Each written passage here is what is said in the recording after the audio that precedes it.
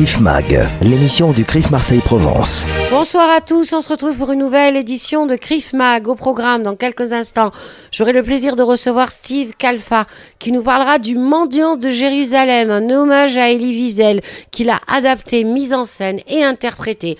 On les retrouvera à l'occasion des 80 ans du CRIF Marseille-Provence et une co-organisation avec le Cercle d'études Elie Wiesel Marseille. Ce sera le mardi 9 avril à 18h dans les salons d'honneur de l'hôtel de région. Suite à cette représentation, une table ronde sur le thème de la guerre des 6 jours au 7 octobre avec la comédienne Gila Clara Kessous et le journaliste Michael Darmon. Steve Calfa, bonsoir. Bonsoir. On se retrouve pour dans cette nouvelle édition de CRIF Mag, tout simplement pour parler d'un spectacle qui sera donné par le CRIF Marseille-Provence le 9 avril. C'est à l'hôtel de région, c'est à partir de 19h et on va vous retrouver sur scène où vous allez donner vie au Mendiant de Jérusalem. Alors, le Mendiant de Jérusalem, c'est un livre de Elie Wiesel.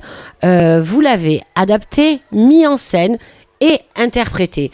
Donc, est-ce que, avant de rentrer dans le vif du sujet, de parler pourquoi ce texte, pas un autre, etc., est-ce que c'est pas difficile d'avoir toutes ces casquettes, Steve Calfa? Et c'est pas commun en plus.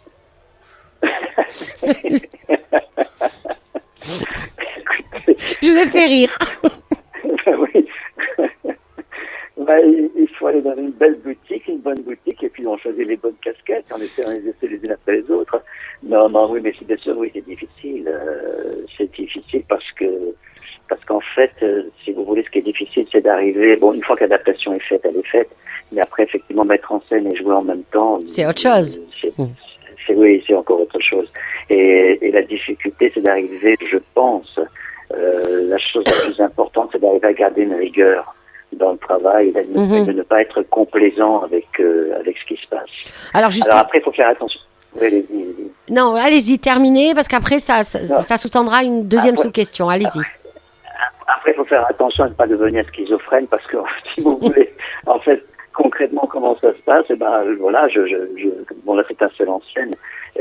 Donc je répète, je joue, et puis je m'arrête, et puis je me mets sur une chaise qui est assise, qui est en face, et je m'assois sur la chaise, et puis je regarde la scène vide, c'est-à-dire que je m'imagine en train de faire ce que je viens de faire, de jouer ce que je viens de jouer, et donc j'essaie de voir ce qui fonctionne moins bien, etc., et d'avancer au fur et à mesure.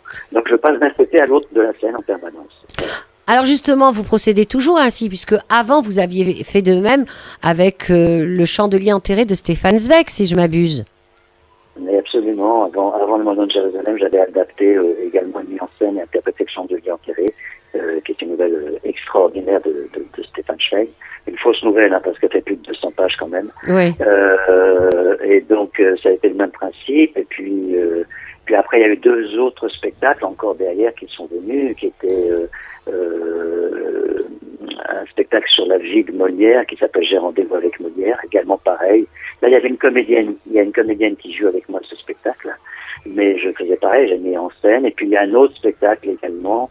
Les 2 derniers spectacles, Molière et ce spectacle, l'autre spectacle, c'est un spectacle autour de Serge Gainsbourg qui s'appelle le Serge G, le concert intime. C'est un spectacle qui avait été commandé par l'ambassade de France en Israël. Et c'est la même chose. À nouveau, j'ai mis en scène, j'ai adapté, j'ai mis en scène et interprété. Alors, Le Mendiant de Jérusalem, c'est un roman qui a été écrit par Elie Wiesel au lendemain de la guerre des 6 jours, en français, en Israël, depuis les jours qui ont précédé la guerre. Est-ce que vous pouvez un petit peu nous planter le décor de l'histoire de ce Mendiant de Jérusalem? Le décor, en fait, donc Elie Wiesel, effectivement, se trouve en Israël. Enfin, il vient volontairement en Israël juste avant la guerre des 6 jours. Il le dit dans son introduction que j'ai gardé dans l'adaptation. Il explique pourquoi il est venu. Il dit qu'en fait, il redoutait la possibilité d'une catastrophe.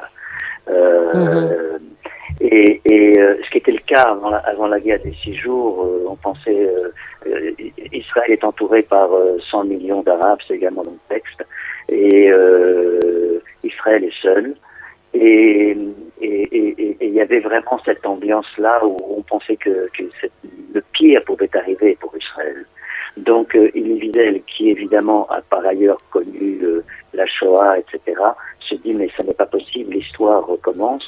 Et donc il vient en fait en Israël et là il va notamment assister, parce qu'il connaissait quelqu'un dans l'établissement de la défense, donc de l'armée. Il va être à l'intérieur des combats, si vous voulez, notamment des combats pour Jérusalem. Et sans être soldat lui-même, hein, mais il a assisté à ces combats. Et en fait, il écrit immédiatement après la guerre des 6 jours, il écrit ce texte sur place à Jérusalem, le mendiant de Jérusalem. C'est un texte d'ailleurs pour lequel il avait obtenu en 1968 le prix Médicis, oui, le qui prix est un Médicis. grand prix littéraire. Oui. Et donc il obtient le prix Médicis après avoir écrit ce texte sur place immédiatement après la guerre des 6 jours. Alors justement, le sujet central, c'est la bataille pour la réunification de Jérusalem, mais finalement, ça va plus loin, parce qu'il nous fait passer par des événements marquants de l'histoire du peuple juif à travers ce livre. En fait, oui, l'apogée, le point culminant, c'est finalement l'arrivée devant le Kotel. Mais avant d'arriver là, en fait, Elie Wiesel nous fait passer d'un moment à un autre, d'une époque à une autre, d'une action à une autre. Et en fait, on traverse, c'est une véritable saga. C'est la saga de l'histoire du peuple juif. Et volontairement, ce qui n'est pas simple du point de vue de l'adaptation théâtrale, mais volontairement dans le roman, par exemple, il y a aucune chronologie. On va passer de Jérusalem avant le déclenchement de la guerre à tout à coup on va se retrouver juste avant la Shoah dans son petit village en Roumanie, et puis ensuite on va être transporté directement au moment de la guerre des 6 jours après l'arrivée sur Jérusalem, et puis on va revenir encore en arrière. Ça change sans arrêt de lieu, ça change sans arrêt d'époque. Et donc alors quand on lit le roman, on peut s'arrêter et revenir en arrière. Évidemment qu'au théâtre, on ne peut pas faire une chose pareille. Donc il fallait trouver quelque chose qui permette malgré tout une continuité au niveau de la compréhension notamment, qui permette une continuité. Et en fait, derrière tous ces enchaînements d'événements, et avec encore une fois la volonté qu'il n'y ait pas de chronologie, et Elie Wiesel nous raconte en fait quelque chose. Il nous dit que tout ça, ce foisonnement d'événements, ça raconte l'histoire du peuple juif.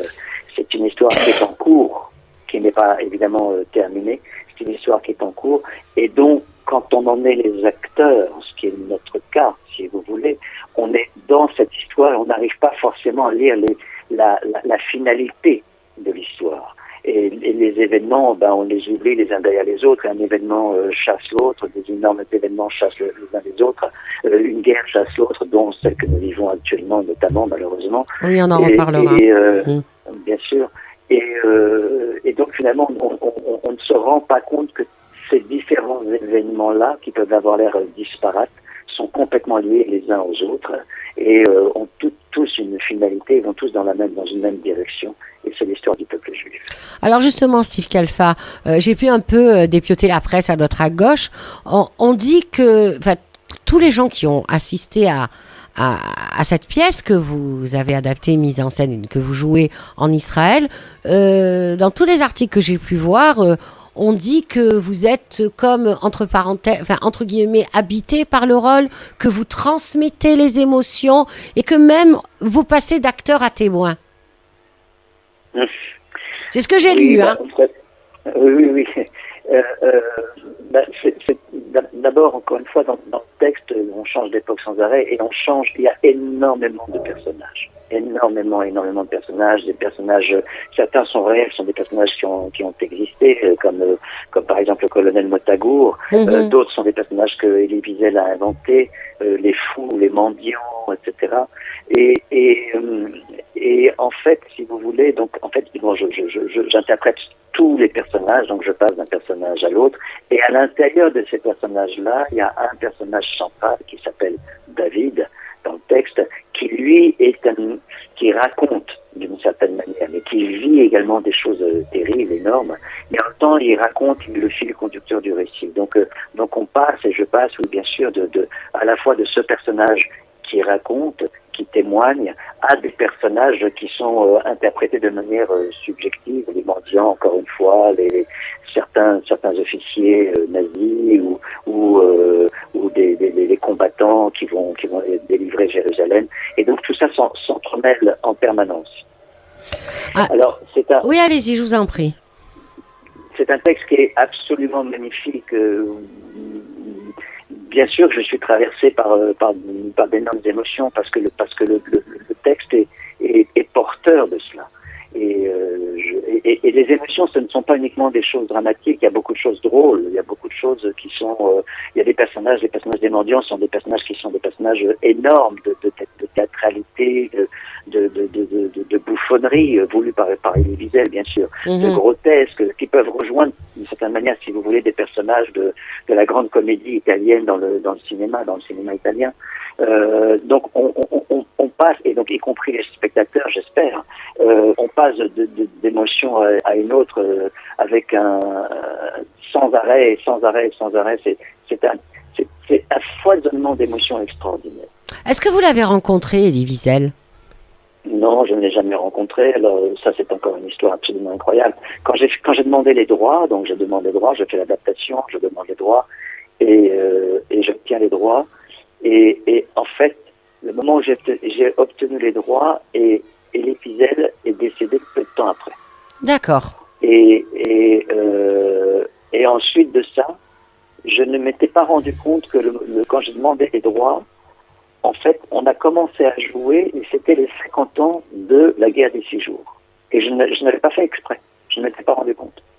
Donc il y a eu un faisceau de circonstances comme ça, si vous voulez, qui se sont rassemblées et qui était assez surprenante par rapport à ce texte-là. Comment vous choisissez les auteurs? Ah, c'est une histoire. En fait, si vous voulez, pendant... moi j'ai fait l'ALIA, je vis en Israël, mais je continue de travailler avec la France. Oui, bien sûr.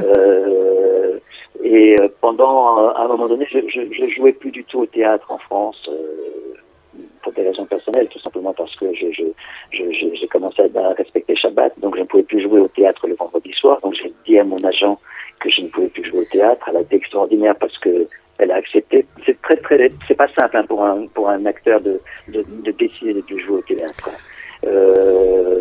Donc elle a accepté, puis j'ai eu la chance parce que j'ai beaucoup tourné, je tournais régulièrement dans des séries, des films, etc. Mais je ne jouais plus au théâtre, et puis on fait l'ALIA, et un jour, et donc je me rends compte en faisant l'ALIA que je pouvais à nouveau jouer au théâtre, puisque j'étais en Israël. Bah oui. Et qu'en Israël, on ne joue pas le vendredi soir. Bah, tout devient plus facile, quoi. Tout devient plus facile, et exactement. Oui.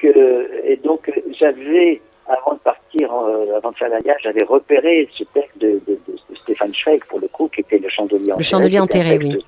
Le Chandelier enterré, qui est une histoire aussi extraordinaire, ayant pour base la menorah du temple.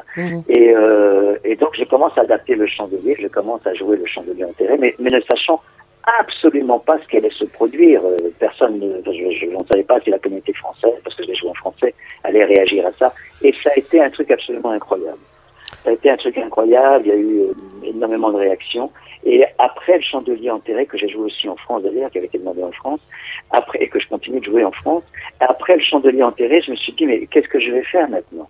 Qu'est-ce que je vais pouvoir jouer? Et donc là, en fait, j'ai senti qu'il fallait que je continue dans cette ligne-là, si vous voulez, de chercher des auteurs qui restent sur un thème lié d'une manière ou d'une autre au peuple juif. Ou en tout cas, j'ai voulu développer un théâtre juif. Et donc j'ai cherché différents auteurs, et dès le début, je savais qu'il y avait Elie Wiesel, évidemment, et j'ai tout fait pour l'éviter. Je me suis dit non, pas Elie Wiesel, quand même pas, on va pas s'attaquer à Elie Wiesel, c'est pas possible, etc. Et puis à un moment donné, je savais que je pouvais pas l'éviter, et donc je me suis dit, on va essayer Elie Wiesel. J'ai regardé des énormes bouquins d'Elie Wiesel, dont Tous les fleuves vont à la mer. Oui, le tome 1, le tome 2. Voilà, exactement. J'ai dit, peut-être pas exagéré.